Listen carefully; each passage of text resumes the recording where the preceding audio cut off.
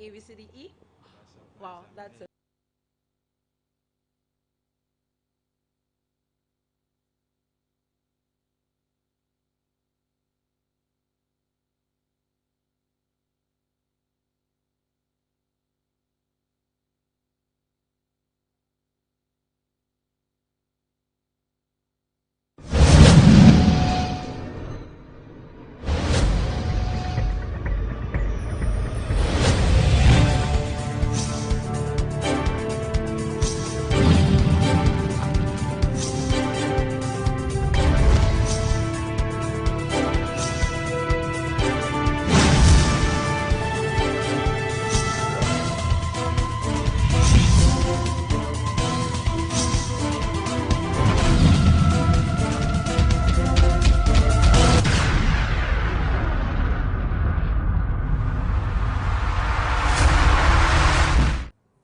A very good afternoon. Welcome to Africa Today. I am Peace Ogenegbawe.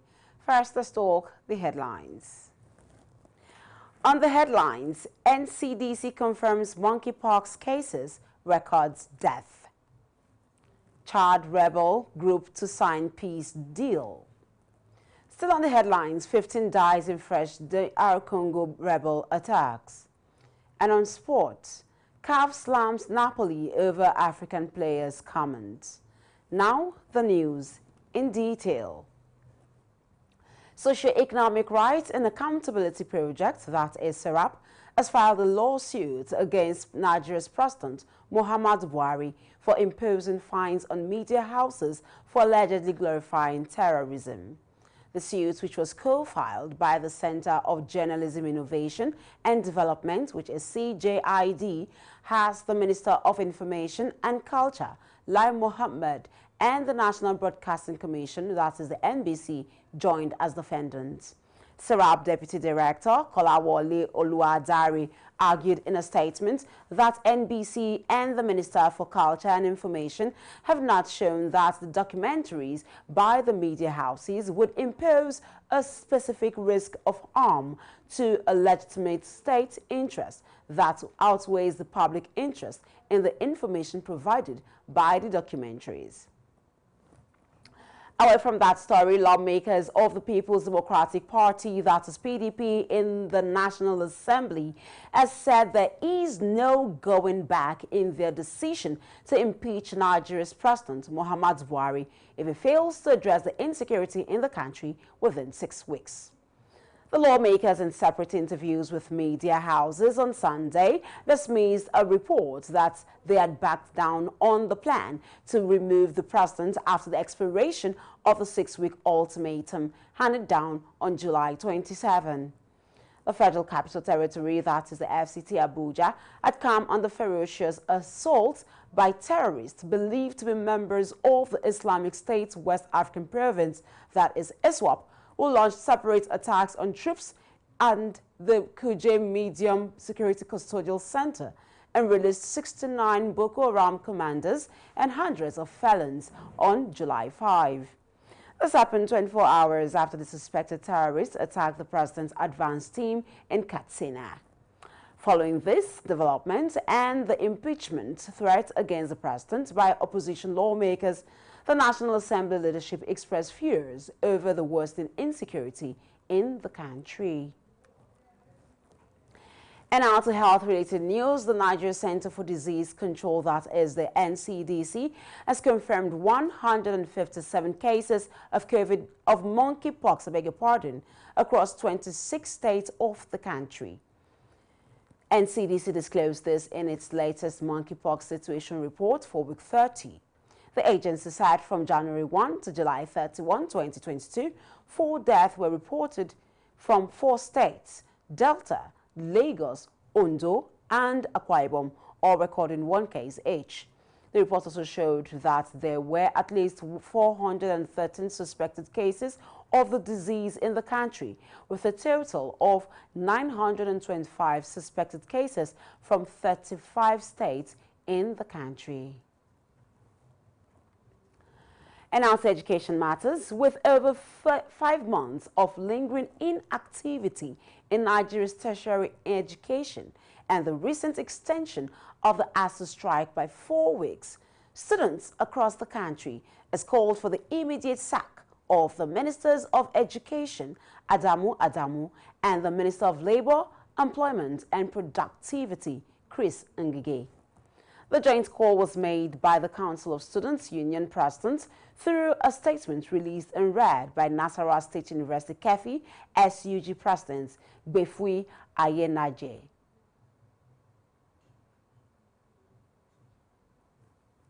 We recall that 2 weeks ago, a meeting with the ministers involved in the federal government side of the ASUU negotiation with Nigeria's President Muhammad Buhari gave the Minister of Education 2 weeks to resolve the strike, an instruction that has not yielded any positive proceedings so far. You're watching Africa Today on Hills TV. When the news returns, news from other parts of West Africa. Do stay with us.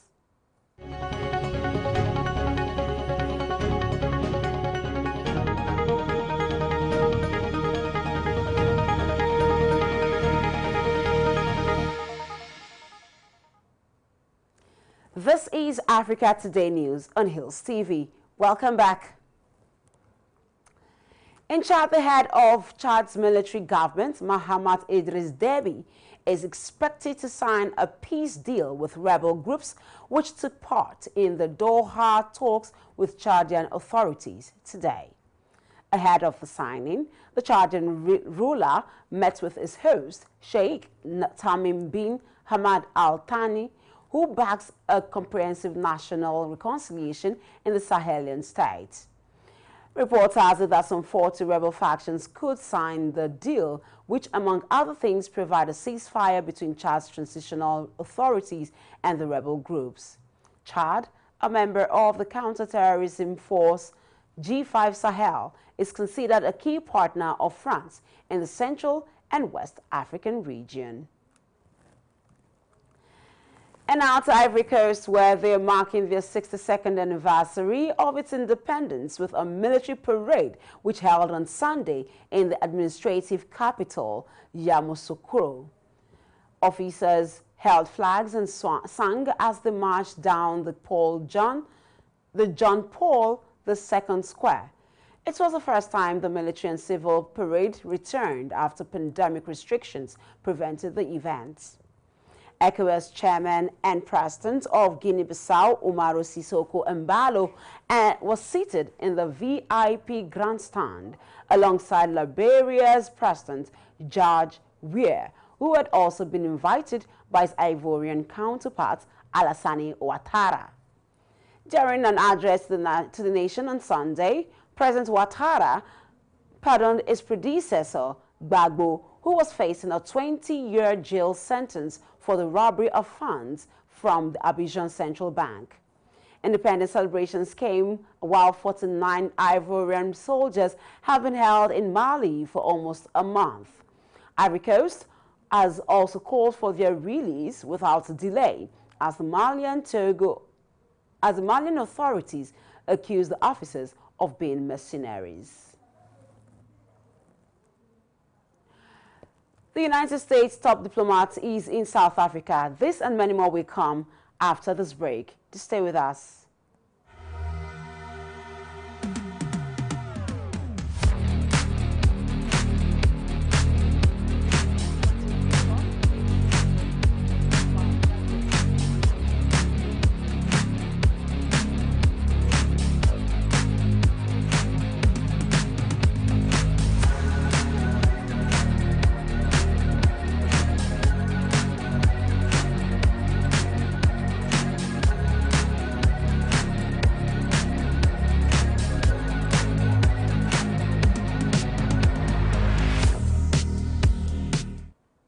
Welcome back. Now to news from other parts of Africa.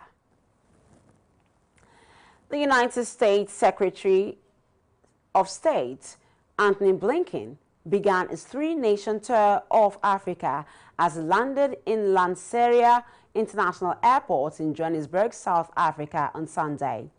He visited the Hector Peterson Memorial in Soweto Township on the outskirts of Johannesburg, where he laid a wreath at the memorial, which honors the students killed in 1976 when protesting South Africa's racist regime of apartheid.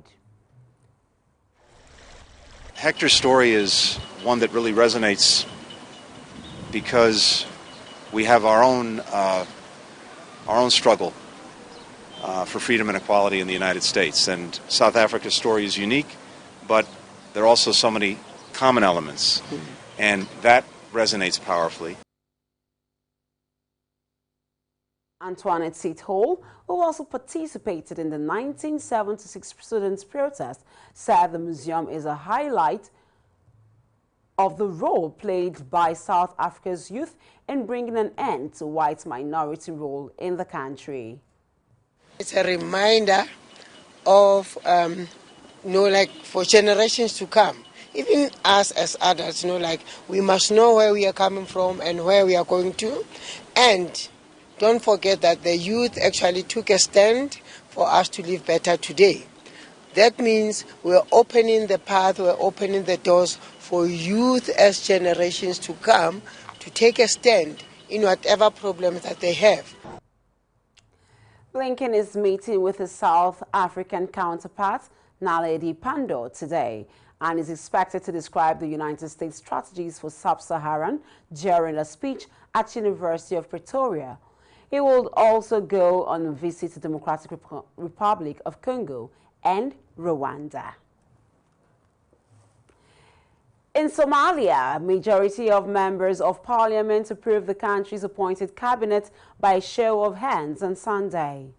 Prime Minister Hamza Abdi Barre's 75-member government was confirmed moments after mortar shells struck residential neighborhoods near the presidential palace in Mogadishu. Although there was no immediate claim of responsibility for the attack, district security official Mohammed Abdi Fattah assured that security challenges will remain top of the agenda of the newly appointed cabinet. The cabinet includes a former Al-Shabaab deputy leader and spokesman, Mokhtar Robo, also known as Abu Mansur, who was sworn in as Religious Affairs Minister.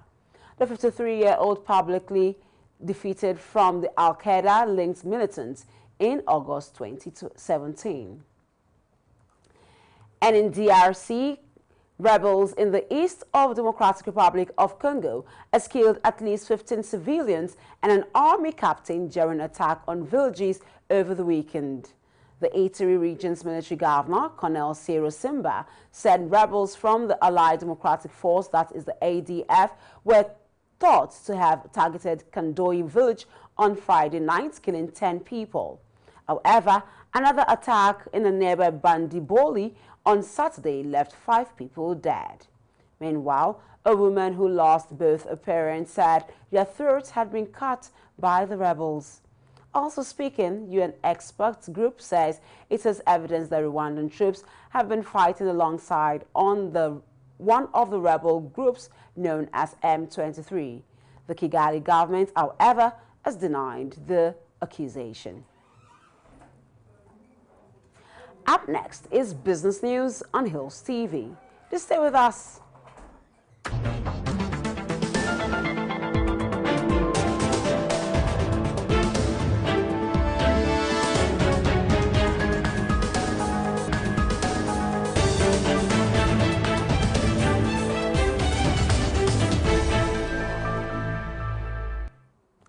Welcome to Business News in Africa Today.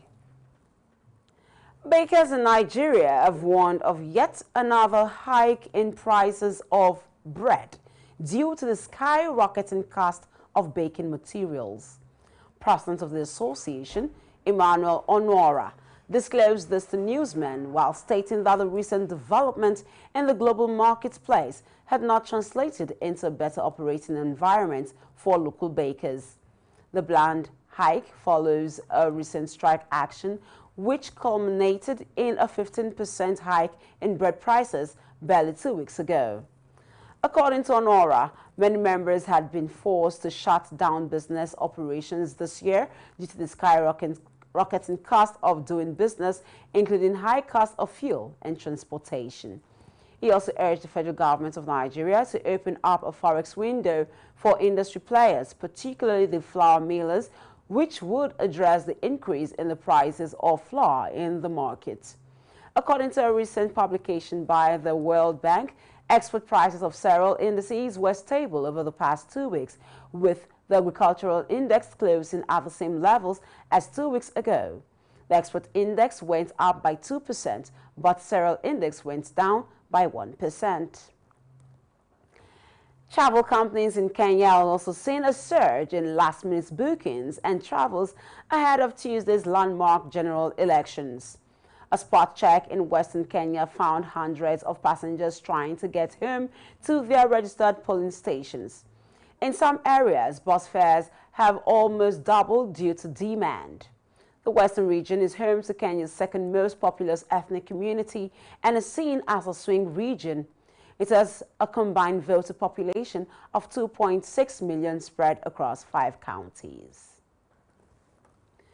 Still to come on Africa Today, sports news. To stay with us.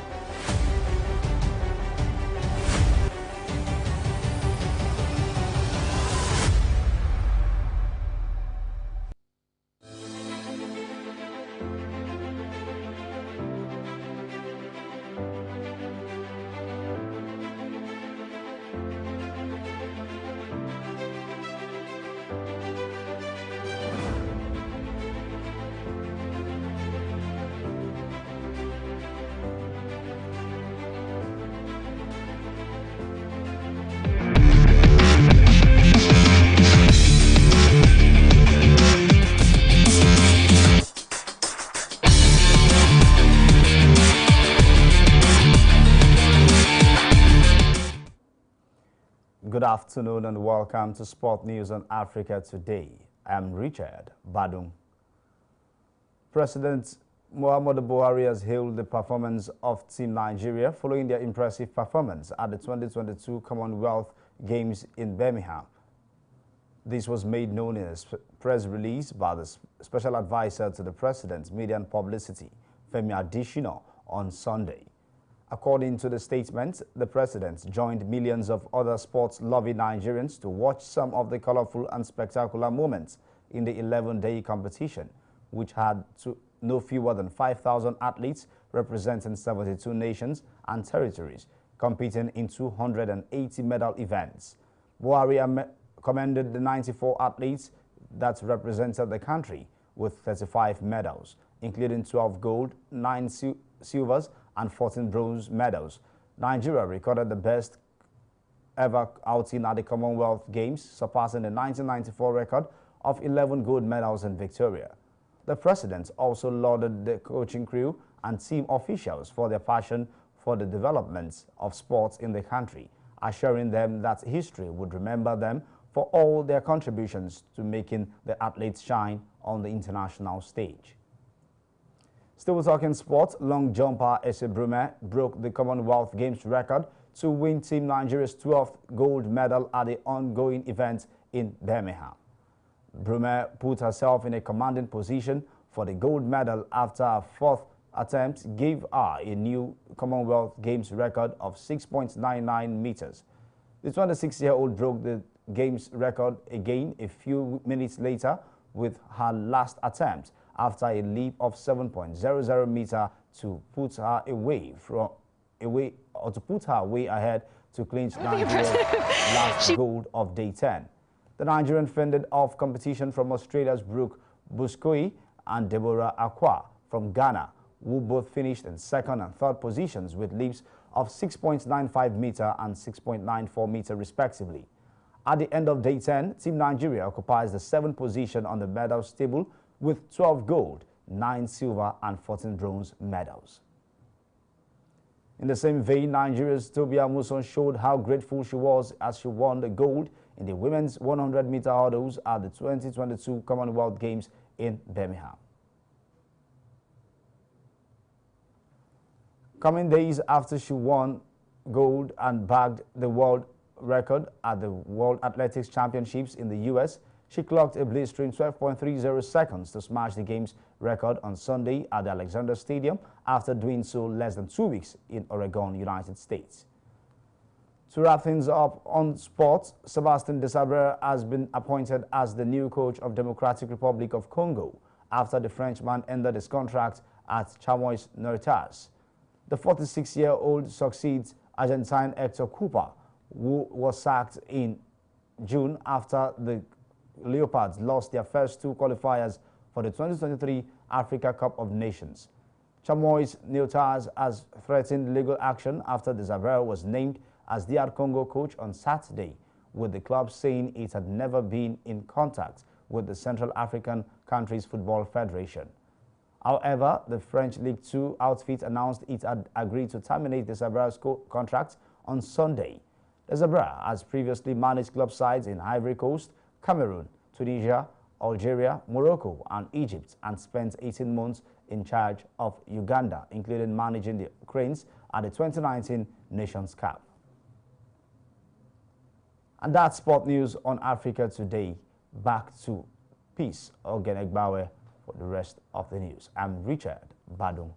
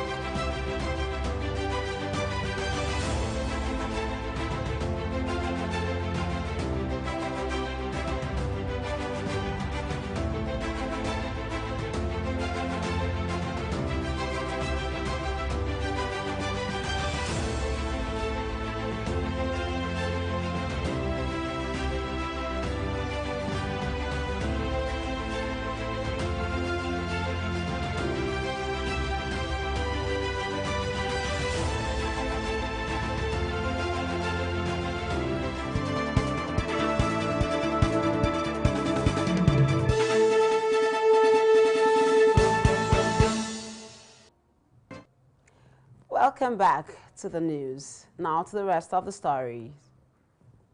Bandits have attacked and killed 3 persons while scores were reportedly abducted by the attackers in Bali town, the headquarters of Bali local government area of Taraba State, in the late hours of Sunday.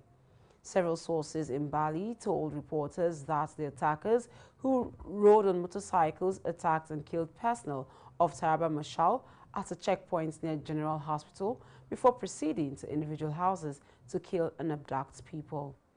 The TIV central leader and chief of TIV in Bali, Zaki David Ba TIV Bali II, told newsmen that 2 of his subjects were killed and scores, mostly women, were abducted in the attack.